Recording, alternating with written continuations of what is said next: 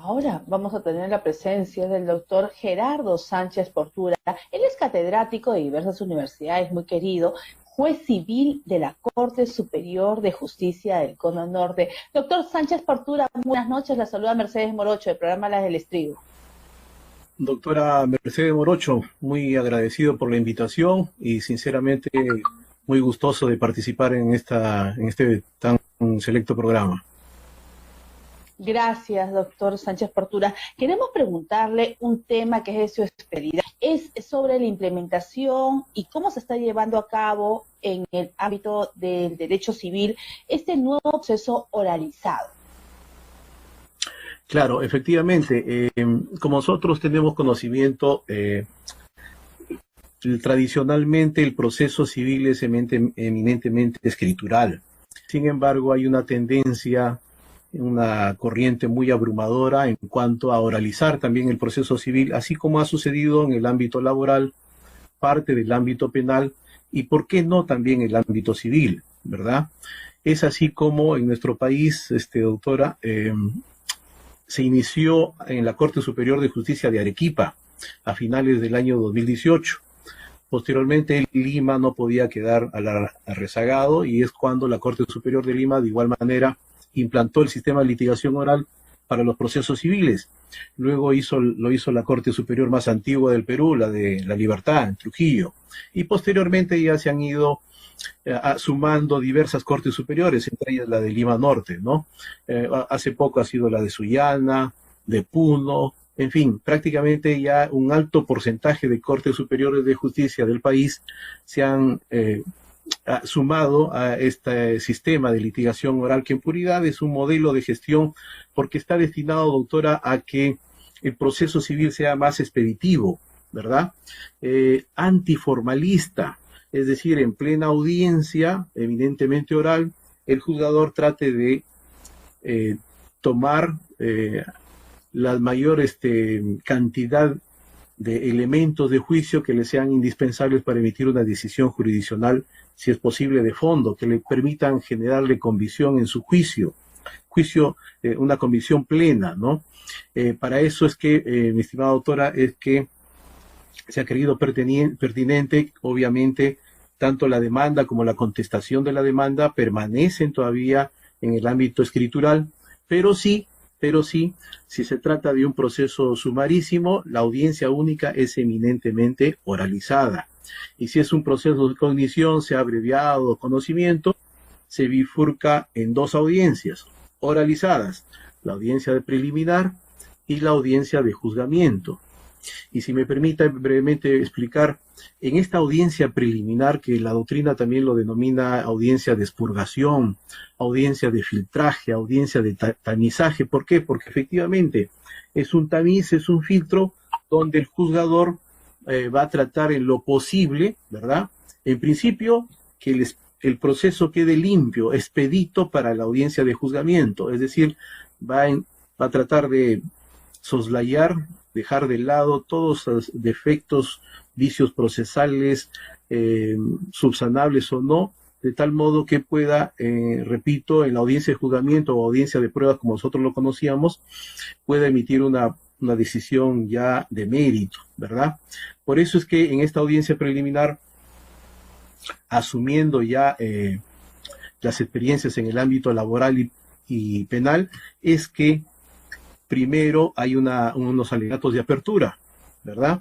Que en puridad consiste en que la defensa técnica le aporte al juzgador cuál es su estrategia, qué es lo que intenta demostrar, qué es lo que intenta acreditar, tanto en el ámbito fáctico, el ámbito probatorio y en el ámbito jurídico, ¿verdad? Luego se intenta también que las partes concilien. Es cierto, doctora, de que la conciliación ya no es una estación obligatoria, pero como no ha sido prohibida, no haga obsta para que el juzgador pueda, ¿no?, exhortar a las partes a que puedan llegar a un acuerdo conciliatorio. Si es así, en buena hora.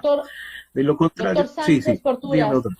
Importante en ese punto para que la ciudadanía entienda que si bien es cierto, se mantiene esta parte de la conciliación, es importante, señores, no todo puede ser pleito judicial, no, también a veces los abogados tratamos de orientar, pero también existen abogados que tratan de decir, no concilies, pero la conciliación es buena también, doctor, y quizás podría ser un pequeño ítem con usted como magistrado, ¿no? Porque ¿para qué seguir? Estamos en pandemia, puede llegar usted, señores, no se trata de cerrarse, no, en un juicio yo no quiero ser, no, la conciliación nadie es ganador o perdedor, simplemente al fin y al cabo se conversa y se llega a un buen acuerdo. Doctor, continúe.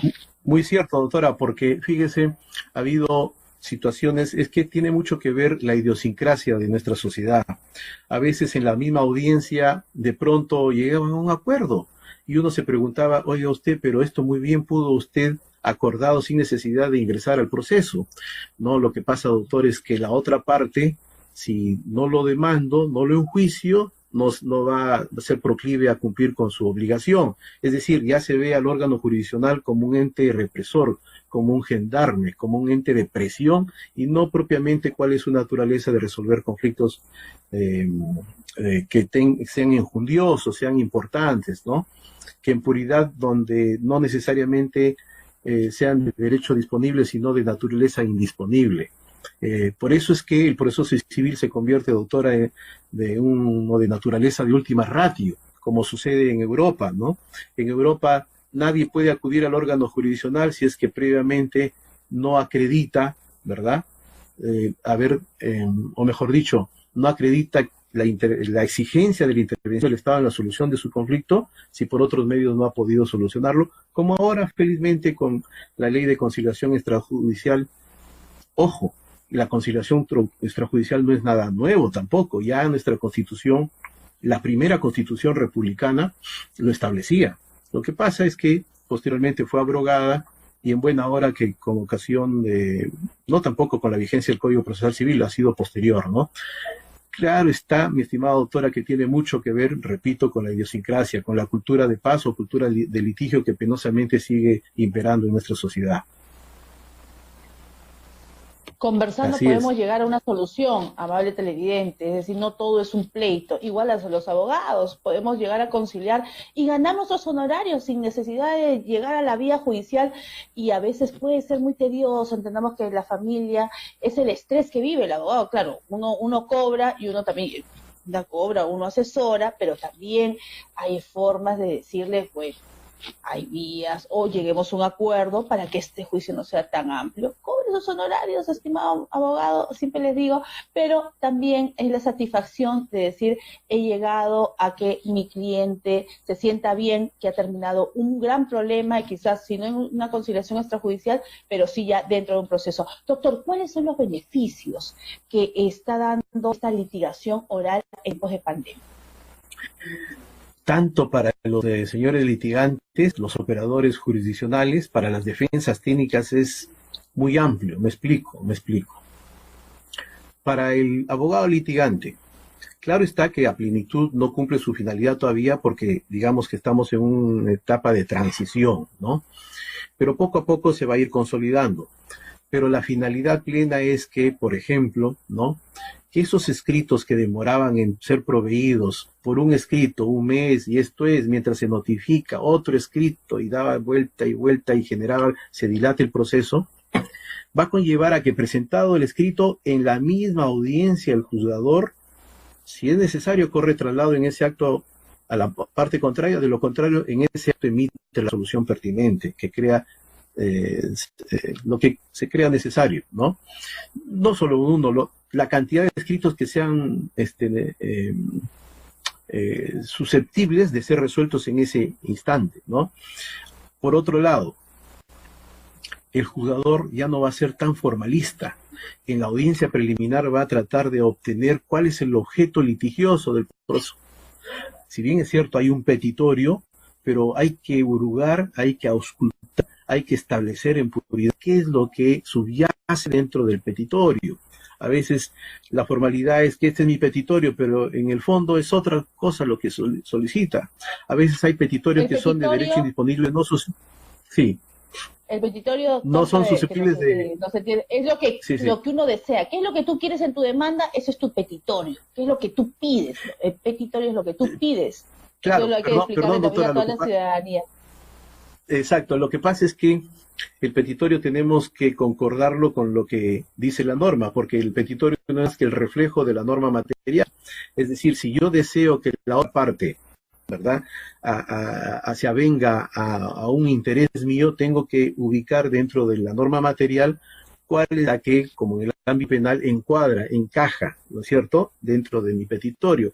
Pero esa es la formalidad. A veces en el fondo, mi estimada doctora, es algo de mayor profundidad que no necesariamente la norma material lo ha previsto, lo que no significa, obviamente, de que lo que se solicita tenga que ser distinto a lo que ha previsto la norma material. No. Me explico. Por ejemplo, pido la nulidad de un acto jurídico, ¿correcto?, en función a determinada causal. Pero en el fondo alguien diría, oiga, pero es un derecho indisponible, no es susceptible de ser conciliado.